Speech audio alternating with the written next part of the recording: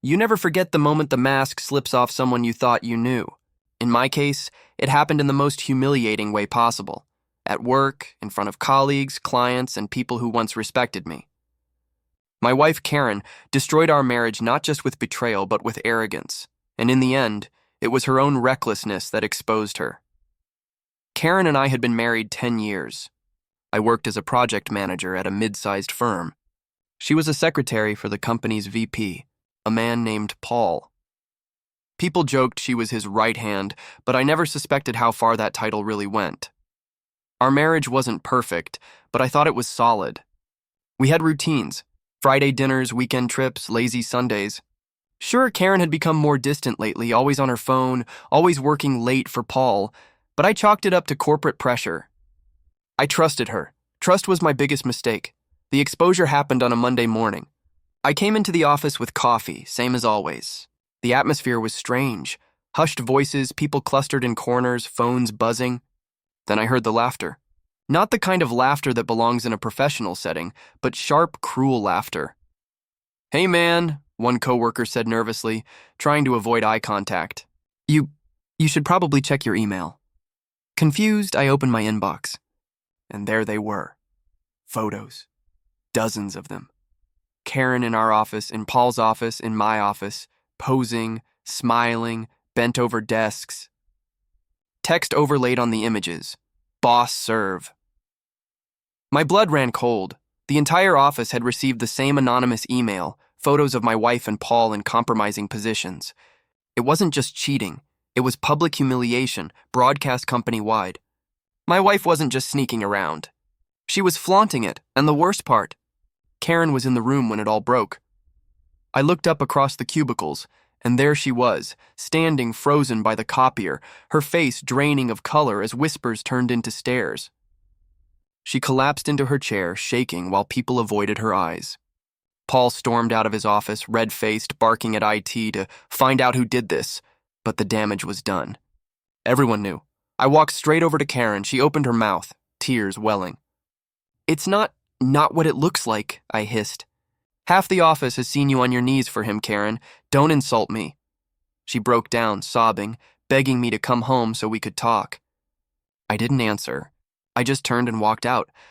But the story wasn't finished. That night, I got a call I'll never forget. "Hello, is this Mark?" the voice asked. "Yes," I said cautiously. "This is Linda. I'm Paul's wife." My chest tightened. "Linda." "I saw the photos too," she said flatly. "Do you know what else I saw?" Paul's phone records. "Do you know how long this has been going on?" I stayed silent. 3 years, she continued. 3 years your wife has been his little side project. Vacations, hotel bills, even gifts he bought her with our joint account. He told me he was working late too. Turns out he was working on her. I clenched my fist. "So what now?" Linda's voice sharpened like a knife. "Now we burn them both. I'm filing for divorce. I suggest you do the same. And when we're done, they'll be left with nothing but each other. Let's see how long that lasts." The next weeks were chaos. HR launched an investigation. Paul was forced to resign to protect the company's image. Karen was quietly terminated. The office buzzed with gossip, but eventually life moved on. For them, not for us. Karen begged to meet me, begged for forgiveness. She tried every excuse: stress, pressure, mistakes. I didn't believe a word. I filed for divorce, and with Linda's help, I gathered every shred of evidence. The photos, the phone records, the financial trails.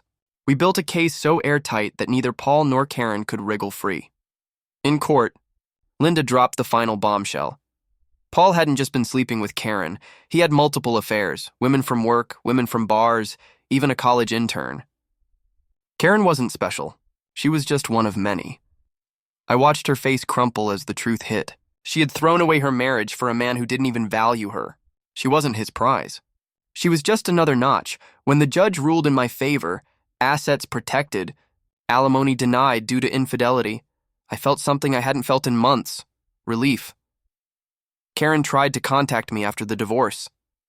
Emails, texts, even a handwritten letter begging me to give her another chance. I never replied. She moved out of state eventually, humiliated, unemployed, and abandoned by the man she ruined our marriage for. Paul?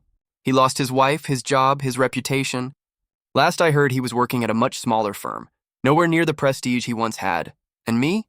I rebuilt, slowly, painfully, but stronger. Cheating exposed itself in the ugliest way. Through those photos, blasted to the whole office. My wife collapsed under the shame. And Paul's wife. She dropped the final bombshell that destroyed them both. I didn't have to raise my voice. I didn't have to scheme elaborate revenge. Their arrogance did all the work for me. In the end, I walked away with my dignity, while they were left with nothing.